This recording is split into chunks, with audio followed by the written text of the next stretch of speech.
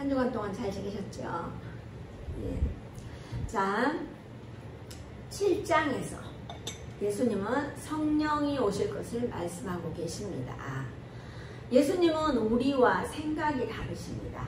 우리는 세상을 살면서 물질의 축복도 받고 이 땅에서 행복한 시간을 생각하고 있는데 예수님께서는 끊임없이 준비하라고 하십니다. 지금 당장 눈에 보이는 것을 요구하는 그 우리 대신에 끊임없이 뭔가를 준비해야 한다는 사실이 사실 너무 버겁습니다. 그래서 버겁고 이해가 안 되는 말씀을 예수님께서는 자꾸 하셔요. 그러니까 어떻게 해요? 자꾸 떠나가요. 사랑하는 동역자 여러분, 여러분은 예수님을 만나서 어떤 것에 가장 관심을 가지고 있습니까? 우리가 교회를 다니면은 예수님이 계시는지 안 계시는지를 정확히 알 때까지 해보는 거예요. 사람들은 보면은요, 왔다 갔다 왔다 갔다. 우리의 인생이 왔다 갔다 하면 아무것도 안 돼요. 될 때까지 파보는 거예요. 저도 마찬가지예요. 여기서 그냥 아유 이곳이 좋사오니 하고 아유 이건 아닌 것 같아. 제가 어릴 때 그랬잖아요. 시골에서 쑥을 캐러 갔는데 저번에도 제가 말씀드렸어요. 쑥을 캤는데 쑥이 많이 있어 쑥을 막 캤는데 이쪽으로 가니까 나물이 많은 거예요. 그 나물을 열심히 캔 거예요. 그런데 이 나물을 캐다 보니까 또 이쪽으로 가니까 또 쑥이 많아요. 그럼 나물을 버리고 또 쑥을 캐고 쑥 버리고 또 나물 캐고 그러니까 결국은 아무것도 안 되는 거예요. 남들은 막 한 바구니 채워지는데 저는 그렇게 하지 못했어요. 그래서 요즘은 제가 깨달은 거예요. 나물이든 뭐 쑥이든 다 캐갖고 와서 그냥 고르면 되더라고요. 근데 우리가 마찬가지예요. 하나님이 계시는지 안 계시는지 예수님이 계시는지 안 계시는지 우리가 어떻게 알아요? 처음 오는 사람이 모르잖아요. 알아보는 거예요. 제대로 알아보고 제대로 배워보고. 여러분 있잖아요. 우리가 정말 저는 이게 우리가 공부를 하면 어떻게 해요?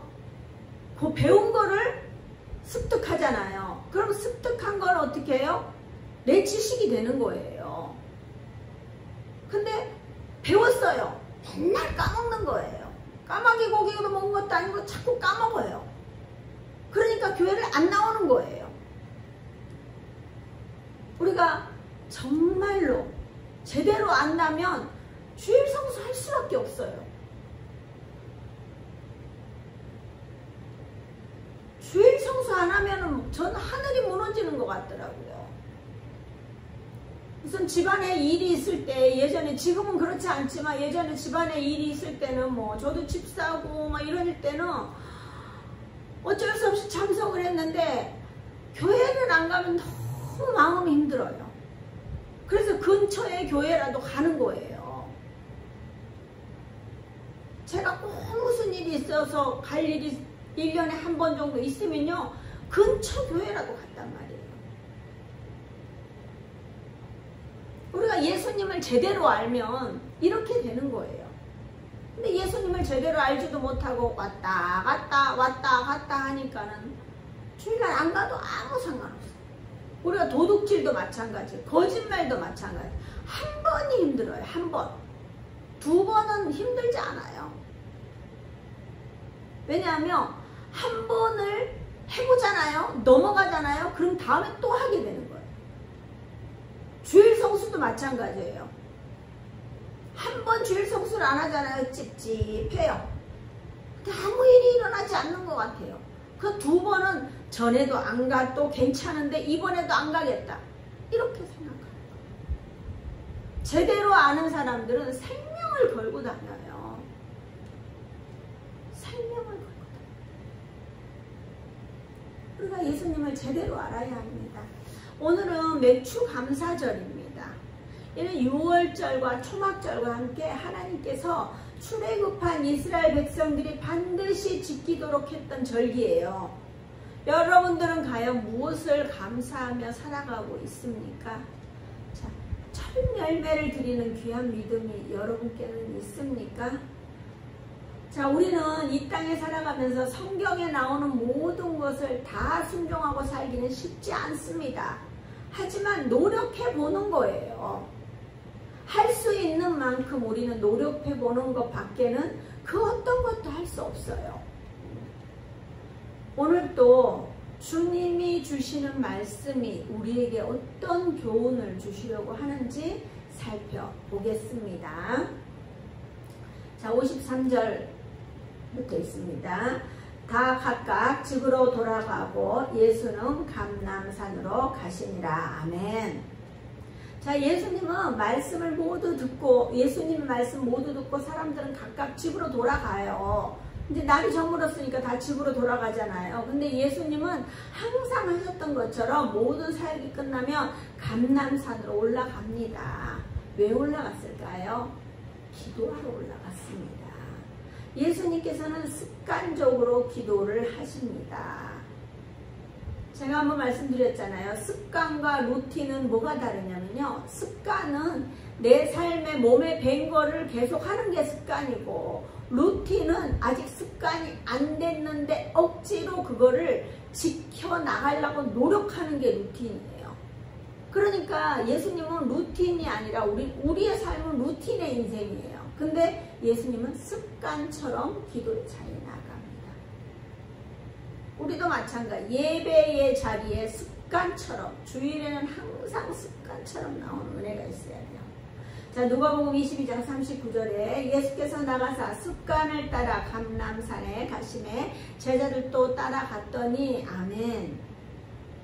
자, 예수님께서는 제자들과 함께 끊임없이 기도하러 감람산으로 가십니다.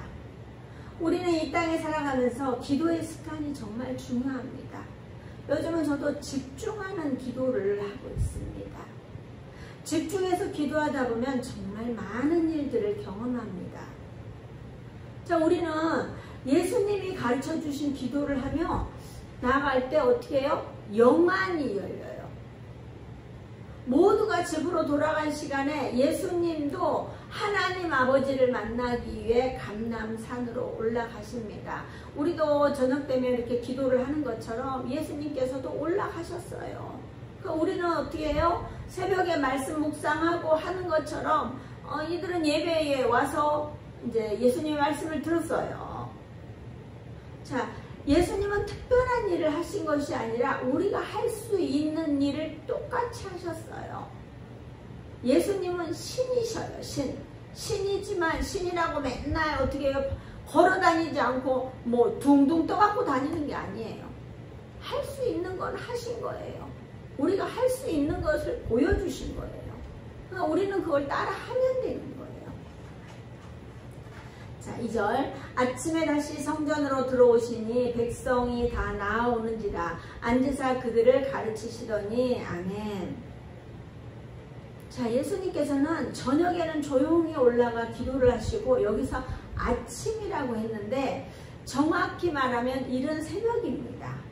이 시간에 다시 성전으로 들어오십니다. 백성들이 다 나와 있는 모습을 보며 그들을 가르치십니다. 자, 종교 지도자들은 끊임없이 예수님을 죽이려 하고 사람들을 보내어 잡아오려고 하지만 명목을 찾지 못하고 있어요. 결국 빈손으로 돌아갔지만 이들은 어떻게 해요? 계속 포기하지 않아요. 우리가 보면 전도도 이단들이 더 열심히 하고요. 또 이렇게 뭐 나쁜 짓도 나쁜 사람들이 더 포기하지 않고 나쁜 짓을 해요. 그러니까 우리는 선하니까 선하게 살 거야. 그게 더 악한 거예요. 예배를 드리지 않는 게 더 악한 거예요. 성전에 다시 들어오시는 예수님은 가르치시고 종교 지도자들은 끊임없이 예수님을 잡아서 죽이려고 해요. 자, 3절 4절. 서기관과 바리새인들이 음행주의에 잡힌 여자를 끌고 와서 가운데 세우고 예수께 말하되 선생이여 이 여자가 가늠하다가 현장에서 잡혔나이다. 아멘. 자, 서기관들과 바리새인들이 한 여인을 고발하려고 끌고 왔어요. 이들은 자랑스럽게 선생이여 이 여자가 간음하다가 현장에서 잡혔나이다 이러는 거예요. 여기서 주목하십시오. 음행한 여자는 혼자 음행을 했을까요? 아니에요. 그런데 왜 여자만 데려왔을까요? 이 현행범, 현장에서 잡아온 거예요. 현장에 있는 남자는 어디 가고 여자만 잡아온 거예요. 남자가 받을 수치까지 이 여자가 혼자 다 받고 있어요. 이 문제 또한 이 여인에게 억울함을 풀어주기 위함이 아니고 예수님을 공경에 빠뜨리기 위한 이들의 계획인 거예요. 근데 이 간음한 여인에 대해서는 법의 적용점이 있어요.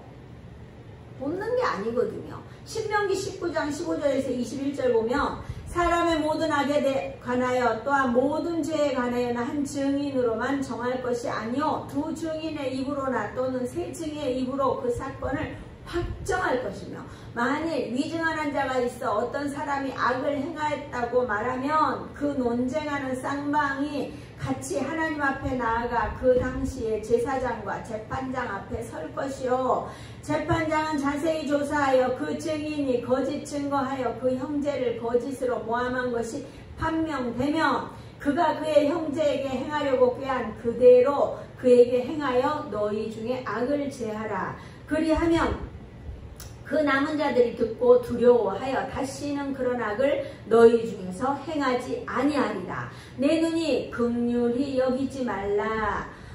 생명에는 생명으로, 눈에는 눈으로, 이에는 이로, 손에는 손으로, 발에는 발로이니라. 아멘. 죄는 이렇게 다스려야 돼요. 하지만 이 여인은 적용점 자체가 다릅니다. 이는 예수님을 공경에 빠뜨리기 위해 이 여인이 희생양이 되는 상황이 됐어요. 자, 5절 6절 봅니다. 모세는 율법에 이러한 여자를 돌로 치라 명하였거니와 선생은 어떻게 말하겠나이까? 그들이 이렇게 말하면 고발할 조건을 얻고자 하여 예수를 시험함이로라. 예수께서 몸을 굽히사 손가락으로 땅에 쓰시니 아멘. 자, 자신이 원하는 대로 해석합니다. 모세는 율법에 이러한 여자를 돌로 치라고 명하였다고 합니다. 자, 신명기 22장 23절에서 24절을 보면요. 처녀인 여자가 남자와 약혼한 후에 어떤 남자가 그를 성읍 중에서 만나 동침하면 너희는 그들을 둘 다 성읍 문으로 끌어내고 그들을 돌로 쳐 죽일 것이니 그 처녀는 성 안에 있으면서도 소리 지르지 아니하였으며 그 남자는 그 이웃의 아내를 욕보였습니다. 너는 이같이 하여 너희 가운데서 악을 제할지니라. 아멘. 맞습니다. 돌로 쳐 죽여야 합니다. 악을 제하여 버리기 위해서는 아예 악의 싹을 잘라야 합니다. 하지만 이스라엘 백성들이 잘하는 게 뭡니까? 앞에서는 순종하는 척 하면서도 빠져나가는 것들이 너무 많습니다. 지금 우리가 사사기를 보고 있잖아요. 근데 가나안 입성 때에 모든 것을 진멸하라고 했어요. 그랬는데도 어떻게 해요? 이스라엘 백성들은 먹음직도 하고 보암직도 하는 어떤 그런 것들 있잖아요. 그런 것들은 다 놔두는 거예요. 그래서 온전한 순종이 아닌 자기들의 속원에 옳은 대로 하는 거예요. 그러니까 하나님의 사자가 뭐라 그랬어요? 너희들이 놔두었던 그냥 악을 나는 제하해버리지 않고 그냥 놔두겠다 했어요. 너희들이 선택했으니까 너희들이 뭐 쓴맛을 좀 봐야 된다 이런 거예요. 그때 다 제하여 버렸다면은 얼마나 좋겠어요. 근데 우리는 인생을 살아가면서 정말 많은 선택을 합니다. 근데 우리 삶의 선택에 정말 요거는 너무 좋은데 이러면서 가지고 있는데 가지고 있지 말아야 될 것들이 너무 많아요.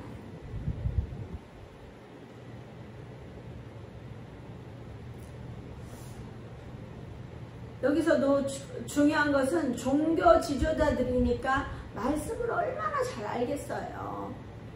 그러니 예수님을 공경에 빠뜨리려고 자신들은 아주 머리를 썼어요.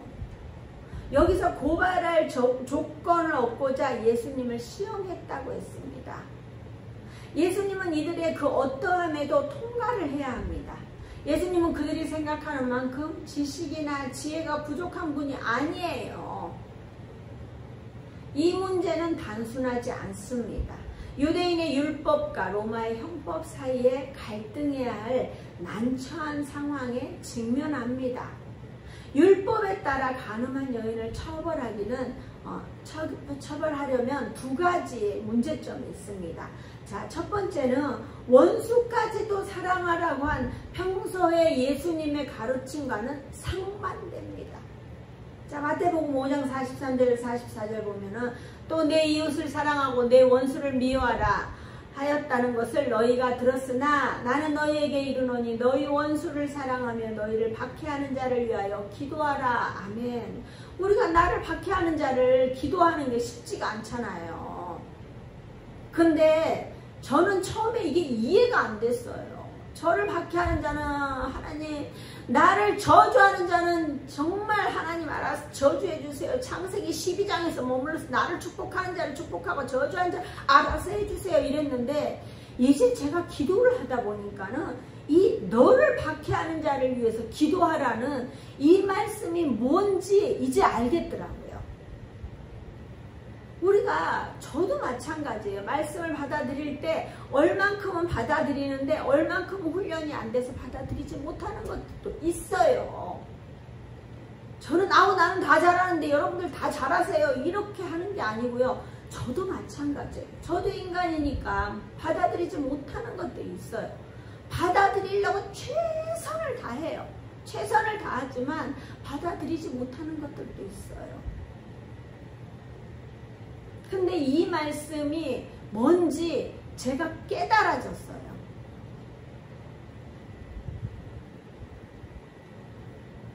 두 번째, 당시 로마의 식민지인 유대 당국에는 사형 집행권이 없고 로마 황제의 대리인인 총독에게만 있었어요.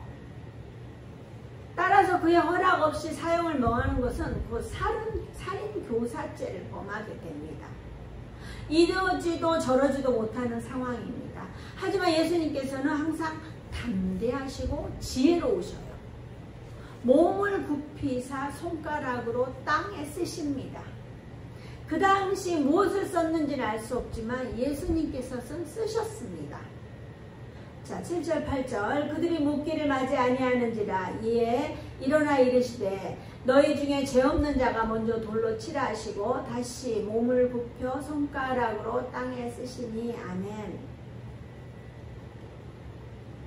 자, 너희 중에 죄 없는 자가 먼저 돌로 치라.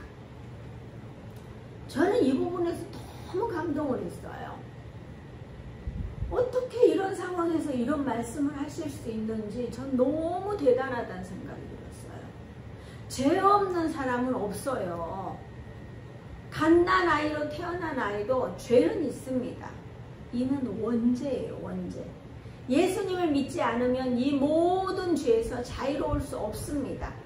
그리고 예수님은 또 몸을 굽혀 손가락으로 땅에 쓰십니다. 뭐라고 쓰셨는지 무슨 기호를 그렸는지 우리는 알 수 없어요. 하지만 예수님께서는 무언가를 쓰셨습니다.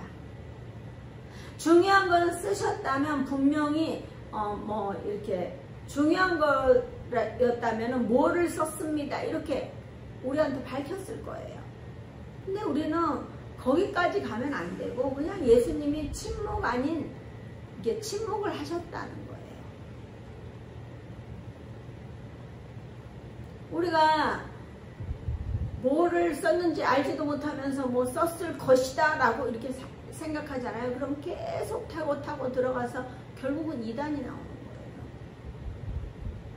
사실은 이 부분도 여기 지금 오늘 말씀을 보는 이 부분도 대가로로 이렇게 쳐 있는 곳이에요. 그래서 이게 지금 빠져 있다가 지금 들어온 거예요. 그렇기 때문에 여기도 그냥 아 그런가 보다 하고 그냥 넘어가면 되는 거예요. 자, 우리는 땅에 쓴 것에 초점을 두는 것이 아니라 죄 없는 자가 먼저 돌로 치라는 것에 중점을 둬야 합니다. 자, 예수님이 사형 선고를 내리지 않아도 자신들이 스스로 할 수 있도록 예수님은 기회를 주십니다. 모두에게 똑같은 기회를 주셔요. 말로만 하지 말고 먼저 돌로 치라. 우리가 제일 먼저 던져라. 죄 없는 사람이 제일 먼저 던져라. 그러면 다른 사람들도 던져갖고 뭐 죽일 수 있어요. 예수님이 굳이 할 필요 없는 거예요. 그렇다고 예수님 말씀하셨는데 나는 내가 죄가 하나도 없다 그러니까 내가 돌로 쳐요? 안 그렇잖아요. 기회를 주는 거예요. 우리는 죄에 대해 반드시 알아야 합니다. 죄는 로마서 3장 23절에 모든 사람이 죄를 범하였음에 하나님의 영광에 이르지 못하더니 아멘. 우리가 죄가 있으면 하나님의 영광에 이르지 못해요. 하나님께 가지도 못하고요. 하나님하고 전혀 상관없는 사람이 되는 거예요. 왜? 죄가 있으니까. 죄가 있는 사람은 하나님하고 아무 상관이 없는 거예요. 근데 우리는 왜 죄인이었는데 왜 하나님을 아버지라고 부를 수 있어요? 우리가 예수님을 믿었기 때문에, 하나님의 아들이신 예수님을 믿었기 때문에 예수님께서 우리의 죄를 십자가에 못 박혀 돌아가셨으니까 우리의 죄랑 같이 돌아가셨기 때문에 우리 죄를 다 감당해 주신 거예요. 그래서 우리가 하나님과 상관이 있는 자가 된 거예요. 우리는 예수님이 아니고는 하나님의 영광에 이를 수 없습니다. 그렇다면 이들도 이 여인의 죄에 대해서 돌을 던질 자격이 없는 사람들입니다. 우리는 살아가면서 끊임없이 정죄하면서 살아갑니다. 나는 잘하고 있는데 누구는 이렇더라 하고 끊임없이 이야기합니다. 하지만 우리는 누구에게도 돌을 던질 만큼 죄에 대해 자유하지 못합니다. 9절 그들이 이 말씀을 듣고 양심의 가책을 느껴 어른으로 시작하여 젊은이까지 하나씩 나가고 오직 예수와 그 가운데 섰는 여자만 남았더라. 아멘. 자, 양심의 가책을 느껴요. 어른으로 시작하여 젊은이까지 하나씩 나가요. 자신들이 계획한 일이 실패로 돌아갔습니다. 철저히 준비했을 거예요. 어쩌면 미리 함정을 만들어서 이 여인이 간음할 수 있도록 했을 수 있어요. 하지만 할 말이 없어서 물러납니다. 이들은 끊임없이 예수님을 죽이고자 하나 실패합니다. 그 수치의 현장에서 벗어나는 바리새인들을 상상해 보십시오. 얼마나 통쾌합니까? 종교 지도자들은 끊임없이 율법을 준수한다고 하지만 이는 자신들의 자리를 지키기 위해 잘못된 해석에 불과합니다. 마태복음 16장 12절에 보면은 그제서야 제자들이 떡에 누룩이 아니여 바리새인과 사두개인들의 교훈을 삼가라고 말씀하신 줄을 깨달으니라. 아멘. 남의 눈 속에 박힌 티끌은 보았으나 이들은 자신들의 눈 속에 있는 들보는 볼 줄을 모르는 사람들이에요. 그러기에 예수님께서는 사람들에게 바리새인과 사두개인들의 교훈을 삼가라고 말씀하십니다. 10절에서 11절 예수께서 일어나사 여자 외에 아무도 없는 것을 보시고 이르시되 여자여 너를 고발하는 그들이 어디 있느냐 너를 정죄한 자가 있느냐 대답하되 주여 없나이다. 예수께서 이르시되 나도 너를 정죄하지 아니하노니 가서 다시는 죄를 범하지 말라 하시니라. 아멘. 자, 몰려있던 많은 사람들은 떠나가고 여자와 단둘이 남았습니다. 이 수치 현장이 마무리되었습니다. 많은 사람들 앞에 나와 있는 이 여인은 얼마나 수치스러웠을까요? 얼마나 수치스러우면 수가성 여인은 아무도 사람들이 다니지 않는 그 더운 땡빛에 물을 기르러 왔을까요? 죄는 자꾸 숨기면 수치스럽고 자꾸 숨기고 싶은 거예요. 하지만 예수님을 만난 수가성 여인은 자신의 죄가 두려웠고 두려웠고 지금 있는 남편도 자신의 남편이 아니라고 할 정도로 제대로 된 여인이 아니었어요. 어디에도 내놓을 수 없는 이 상황에서 예수님을 만나니 어떻게 해요? 마을로 들어가서 예수님을 전하게 되는 거예요. 예수님을 만나서 환희에 찬 삶으로 바뀐 거예요. 이 여인도 항상 어두운 시간을 보냈을 것입니다. 하지만 예수님께서 나도 너를 정죄하지 아니하노니 가서 다시는 죄를 범하지 말라고 하십니다. 그 다음 여인은 다시 죄를 지었을까요? 제대로 된 주님을 만났기 때문에 다시는 죄를 짓지 않았을 것입니다. 사랑하는 동역자 여러분, 여러분은 예수님을 찐으로 만나보셨습니까? 지금까지 반복되는 죄를 끊을 만큼 강력하게 주님을 만나보셨습니까? 우리는 일주일에 한 번 습관적으로 나오는 예배가 아니라 간절함으로 이 자리를 사모하며 나아가야 합니다. 그래도 감사한 거는 우리 교회 성도님들은 항상 기다리는 마음으로 기쁘게 나온다는 사실이에요. 사랑하는 동역자 여러분, 우리는 반드시 예수님을 인격적으로 만나야 합니다. 이렇게 만나면 죄를 전혀 지을 수 없습니다. 우리는 우리가 있어야 할 자리를 제대로 알고 남을 정죄하는 것이 아니라 온전히 주님만 바라보며 주님을 전하며 나아가는 저와 여러분 되시길 주님의 이름으로 축복합니다. 아멘. 우리가 말씀을 생각하며 기도하기를 원합니다. 여러분들은 어떤 말씀을 잡으셨어요? 정말 제가 항상 그러잖아요. 말씀을 잡으라고. 말씀을 잡지 않고